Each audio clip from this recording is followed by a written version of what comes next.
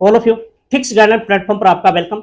इस सेशन के अंदर अपन राजस्थानी साहित्य के बारे में विस्तृत चर्चा करेंगे और ये हमारा सेशन नंबर 2 है। यहाँ से डेफिनेटली 3 या 4 प्रश्न पूछे जाते हैं, आप भले ही किसी भी कंपटीशन एग्जाम की तैयारी कर रहे हैं। और पहला सेशन ऑलरेडी अपन लगा चुके हैं जिसका नाम है राजस्थानी भाषा और बोलियां। वहां से भी 2-3 प्रश्न आने की प्रबल संभावनाएं होती हैं, तो जिसने भी फर्स्ट सेशन नहीं देखा वो एक बार फर्स्ट सेशन भी जरूर लगाना। और अब अपन बात करेंगे राजस्थानी साहित्य के बारे में। तो राजस्थान साहित्य को अपन 4 भाग में बांट सकते हैं। पहला भाग है जिसको अपन कहेंगे प्राचीन काल, यानी स्टार्ट का जो साहित्य है।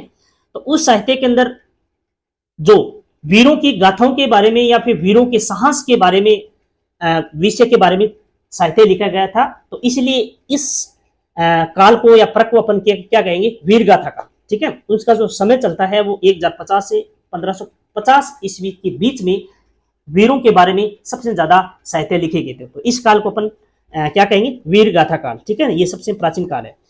दूसरा राजस्थान साहित्य का जो काल मानते हैं पूर्वी मध्यकाल, जिसमें भक्ति काल के नाम से जाना जाता है, क्योंकि संत साहित्य के रूप में भी जाना जाता है, क्योंकि इस टाइम जाम्बो जी है, जसनाथ जी हैं, कबीर जी हैं, दादू जी हैं, तो बहुत सारे संत हुए थे। उन्होंने राजस्थानी भाषा में बहुत सारे अपनी रचनाएं लिखी थी। तो इस काल को अपन भक्ति काल कहेंगे और आगे भी डिटेल से देखेंगे। इनका जो टाइम रहेगा 1450 से 1650 तक। तीसरा अपन बांटेंगे उत्तरी मध्य काल। और उत्तरी मध्य काल के अंदर अधिकतर जो विषय रहा, साहित्य का जो विषय रहा, वो है श्रृंगार, रीति और नीति प्रकाल का साहित्य रहा। ठीक है ना, तो इन चीजों के बारे में, सौंदर्य के बारे में या प्रकृति के बारे में ये लिखा गया था। और ये जो है 1650 से 1850 तक काल मानेंगे।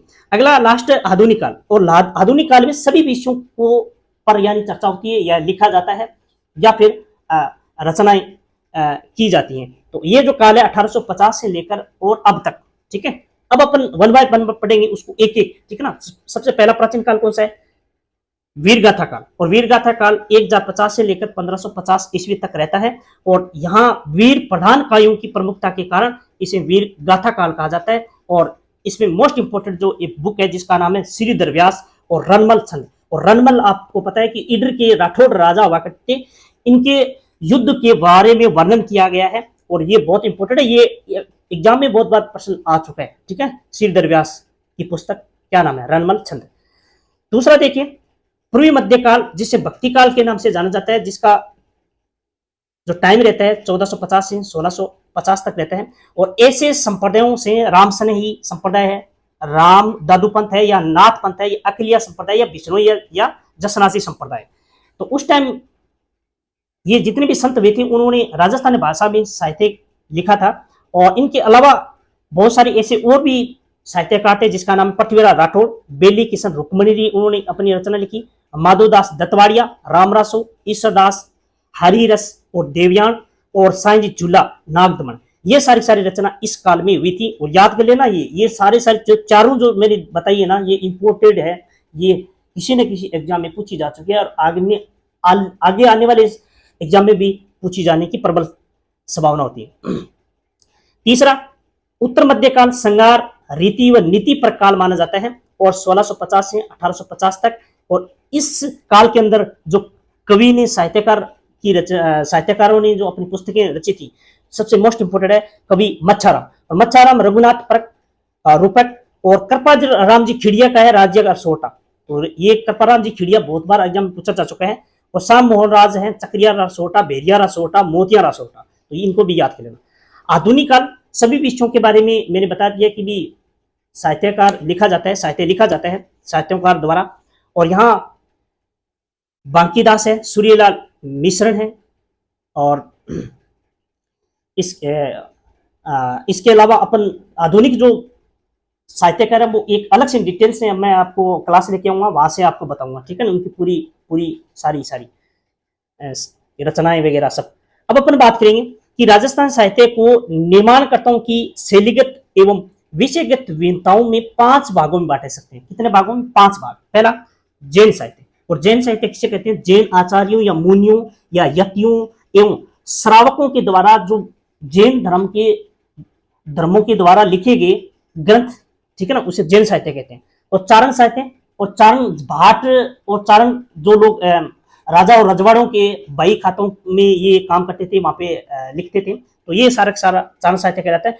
ब्राह्मण साहित्य, ब्राह्मण साहित्य में राजस्थान के अंदर बहुत प्रबल प्रभाव रहा है, क्योंकि राजाओं के जो राजपुरोहित हुआ करते थे और या राजकवि हुआ करते थे, वो सारे सारे जैसे कन्नड़ देव प्रबंध है या हमीर नारायण है, विशल देव रासु है, रणमल छंद है, तो ये सारी सारी ब्राह्मण साहित्य है। संत साहित्य अपन पूरी डिटेल से एक अलग सेशन रखने वाले हैं। अब अपन बात करेंगे लोक साहित्य, और लोक साहित्य गद्य और पद्य दोनों का लेखन मुख्यतः होता है। और अब अपन बात करेंगे लोक साहित्य, और लोक साहित्य के अंदर ये सारी सारी जैसे वर्तमान में ख्यात क्या है, वचनिका क्या है, दवावेद क्या है, वाद क्या है, या इमाल क्या है, झूलना क्या है, पर्ची है, प्रकाश है, मर्स्य है, या रासो है, वेली है, विगत है, साकी है, सिलोका है, ये सारी सारी डिटेल से लोक साहित्य के बारे में चर्चा करेंगे। सबसे पहला अपन बात करेंगे ख्यात। ख्यात होता है देशी राज्यों के राजाओं ने अपने सम्मान और सफलताओं और विशेष कार्यों का विवरण का जो वर्णन किया जाता है साहित्यकारों के द्वारा, उसे ख्यात कहते हैं। और ख्यात मोस्ट इंपोर्टेंट दयालदास की लिखी हुई, दयालदास जी की ख्यात, जहां राव बीकाजी से लेकर महाराजा अनूप सिंह तक, यानी राजाओं के विशेष सफलताओं के बारे में लिखते हैं। और मोहनोत नैणसी, तो मोहनोत नैणसी की जो ख्यात है वो भी इंपोर्टेंट है, जोधपुर राठौड़ वंशों के बारे में उन्होंने लिखा। आगे देखते हैं वचनिका। तो वचनिका का मतलब होता है कि ऐसी तुकांत गद्य पद्य रचना है जिसमें क्या होता है, अनुप्रास मिलता है। और अनुप्रास को इंग्लिश में कहते हैं, या अनुप्रास का मतलब है अलंकार, और इंग्लिश में इसे कहते हैं फिगर ऑफ स्पीच, यानी अलिट्रेशन। और अनुप्रास का मतलब होता है कि जो पहला जो साउंड होता है ना, वो पहला साउंड व्यंजन, और व्यंजन यानी सेम सेम साउंड होते हैं हर शब्दों में। जिस तरह मैं आपको समझाने की कोशिश कर रहा हूं, आपने हिंदी में सुना होगा कुछ ऐसे एग्जाम्पल, जैसे खड़क सिंह के खड़क से खिड़कियां खिड़कती हैं, तो यानी शब्द क्या आ रहा है, खैक है। जैसे चंदू की चाची ने चांदी की चमची से चटनी चटाई, तो यहाँ पे क्या आ रहा है, पहला हर वर्ड के अंदर व्यंजन वर्ड आ रहा है, हर शब्द के अंदर तो चैचा आ रहा है, ठीक है।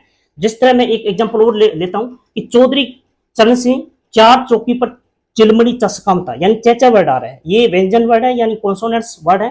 तो ये सारे सारे क्या कहलाते हैं, अलिट्रेशन इंग्लिश में, और हिंदी में क्या कहलाता है, अनुप्रास अलंकार। तो इस प्रकार के जो जो होते जो शब्द आते हैं, अधिकतर साहित्यकार ने रचना की अलिट्रेशन में की, उसे वचनिका कहा जाता है। और सीधा गाड़व के द्वारा अंचलदास खिचड़ी वचनिका, ये इनकी प्रमुख रचना है, वो ये। और जग्गा खिड़िया की राठौड़ रतन सिंह महेश दासोत्री वचनिका, ये बहुत इंपोर्टेंट है, ये दोनों ही इंपोर्टेंट है, ये याद कर लेना, बहुत बार एग्जाम में पूछा जा चुका है। दवावेद उर्दू और फारसी के शब्दों में युक्त होता है, ये याद कर लेना भाई, दवावेद, ये भी डायरेक्ट एग्जाम में पूछी जा चुकी है। और कथा के नायक का गुणगान करना, या राज्य वैभव, या युद्ध आखेट, या नक सिख आदि का वर्णन मिलता है यहाँ से। और यहाँ देखिए कौन कौन सी दवावेद फेमस है, तो अखमाल देवड़ारी दवावेद, या महाराणा जवान सिंह दवावेद, या राजा जय सिंह दवावेद, ये फेमस यहाँ की दवावेद। मैं बात की बात करूं तो बात आपको पता है ना कि कहानी की तरह बात करने और सुनने की विशेष विद्या होती है, उसे अपन बात कहते हैं। बात अपने दादी की सुनी बन गई कई सारी कहानियां, तो बिन बात हो गया, ठीक है ना, कि भाई अपन कहता ना कहानियां ना, अपन जाके कहता कि भाई दादी मैंने बात बताओ थे। और बिंग बात के बाद में अपन एक पीछे खेल करता, सुनने वाला हुंकारा देता रहता है। हुंकारो मतलब है हाँ हाँ, नहीं हर मतलब टॉपिक पर वो पर्सन आइड है रीट लेवल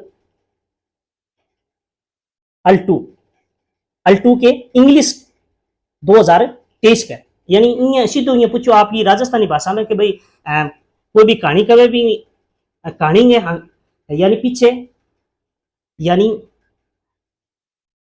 हुंकारो के हुए, ठीक है ना। तो बात के पीछे मतलब सुनने वालों बंदों के काम करे, पीछे पीछे तो गैप दे देगी, मतलब यानी हकारो हुआ है, ठीक है ना।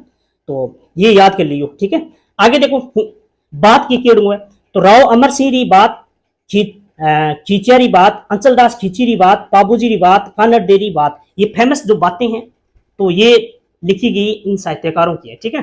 और इमाल केड़ में देखो राजस्थानी काव्य का मातृक छंद होता है, जिसमें एक फेमस इमाल है वो राव इंदर सिंह री इमाल है, ये याद कर लेना, बहुत इंपॉर्टेंट है, ठीक है। झूलना 24 अक्षर के वर्णित छंद के अंत में यगन होता है, ये आपको संस्कृत वाले विद्वान अच्छी तरह से जानते हैं। यगन क्या होता है, तंगण मंगण, ये संस्कृत जो यहाँ पे विद्वान है वो आप दे सकते हैं। और अमर सिंह राठौर रा झूलना, राजा गज सिंह रा झूलना, राव सुल्तान देवड़ा रा झूलना, ये फेमस झूलना है, बहुत इंपॉर्टेंट है। यहाँ 24 अक्षर का वर्णित छंद होता है, ये याद कर लेना झूलना। पर्ची, पर्ची आपको पता है कि संत महात्माओं का जीवन जो परिचय होता है ना, वो पर्ची कहलाती है। और जैसे कबीर जी पर्ची हैं, संत नामदेव जी पर्ची हैं, संत पीपा जी की पर्ची हैं, संत दादू जी की पर्ची हैं, ये फेमस है। प्रकाश क्या होता है? किसी वंश अथवा व्यक्ति विशेष की उपलब्धियों या घटना विशेष पर प्रकाश डाले जाता है, और ऐसे जो रचनाएं लिखी जाती हैं उसे प्रकाश कहते हैं, जिसमें किशोर दास लिखी हुई राज प्रकाश है, आसिया मानसी की लिखी हुई महायस प्रकाश है, और कविया कन्नीदान का सूरज प्रकाश है। ये याद कर लेना, ये तीनों बहुत इंपॉर्टेंट है, बहुत बार एग्जाम में डायरेक्ट पूछी जा चुकी है। अब मर्ष्या, मर्ष्या का मतलब होता है मरनो, ठीक है ना। राजा या किसी व्यक्ति विशेष की मृत्यु के बाद में शोक व्यक्त किया जाता है, और वो क्या किया जाता है, जो पद्य भाग में किया जाता है, कविता के रूप में। मतलब जैसे महिलाएं कई बार हरजस गाती है ना, उसी टाइप की ये कविताएं वहां पे लिखी जाती हैं, ठीक है ना। और राणो जगपत राव मर्ष्या, महाराणा जगत सिंह, ये फेमस यहाँ की मर्ष्य है। रासो बहुत इंपॉर्टेंट है भाई। रासो था है कि भाई जब लड़ाई आपने बोला को नहीं कई बारी कि भाई आज तो अच्छो रासो मंडी हो रहा है, क्योंकि लड़ाई हो जाए जब बीच में, मतलब बहुत तगड़ी लड़ाई हो जाए, तो आप ये बोलते हैं घरेलू बात में कि बुढ़ो जो रासो मंडी हो रहा आज। तो रासो को मतलब है कि भाई राजाओं की कीर्ति, विजय, युद्ध, वीरता आदि का विस्तृत जो वर्णन होता है उसे क्या कहा जाता है? रासो, ठीक है। और रासो जो फेमस है, वो सारी जितनी भी रासो यहाँ पे मैं लेके आया हूँ सारी फेमस है, कहीं ना कहीं एग्जाम में पूछा जा चुका है। पृथ्वीराज रासो है, चंद्रवदय की लिखी हुई है, नरपति नहाड़ की विशल देव रासो लिखी हुई है, गिरधर आशिया की संगत रासो, माधोदास दत्तवाड़िया की राम रासो, काशी छगानी बहुत बार प्रश्न पूछे जाते हैं, ये छत्रपति रासो है। ये मैं आपको बताऊंगा कि अमर सिंह और करण सिंह मतीरे की लड़ाई आपने सुनी होगी, वहां का बारे में वर्णन है, ठीक है ना। लड़ाइयों के बारे में ज्यादातर वर्णन है यहाँ पे रासो, ठीक है। और दौलत विजय खुमान रासो, कुंभकर्ण रतन रासो, जोधराज हमीर रासो, जलहन बुरी रासो, और जाचक जीवन प्रताप रासो, ये भी बहुत बार प्रश्न पूछा जा चुका है, ठीक है। तो ये याद कर लेना, ठीक है। बेली, बेली का मतलब होता है एक प्रकार से, बेली ग्रंथ वेलियों छंद से लिखे हुए होते हैं, और इनके विविध विषय रहते हैं, जिसमें फेमस जो वेली हैं पृथ्वीराज राठौड़ की लिखी हुई जो पुस्तक है बेली किशन रुक्मणी, और दईदास जेवतारी बेली, ठीक है, ये भी बहुत फेमस है। विगत का अर्थ होता है विगत से किसी विषय का विस्तृत विवरण प्राप्त होता है, जिसमें विगत जैसे मोहनत नैन्सी की जो लिखी हुई है मारवाड़ परगणारी विगत, और प्रत्येक परगणे की आबादी, रेख, भूमि या किस्म या फसलों का हाल या सिंचाई के साधन आदि के बारे में विवरण करना, ये इस बुक में लिखा हुआ है, ठीक है ना। तो किसी भी विषय में विस्तृत चर्चा करना क्या कहलाता है? विगत कहलाता है। साकी, साकी का अर्थ होता है साकी परक रचनाओं के संत कवियों की अपने द्वारा अनुभव किए जाने वाले ज्ञान का वर्णन करना, जैसे अपने बारे में नया जो अनुभव जो होता है ना, वो सारा सारा अपने बुक में लिखना, तो वो क्या कहलाता है? साकी कहलाता है। और साकी में 100 छंद का प्रयोग किया जाता है, जिसमें कबीर जी की साकी फेमस है। तो इस सेशन के अंदर बस इतना ही, मिलते हैं नेक्स्ट सेशन के साथ, तब तक के लिए धन्यवाद।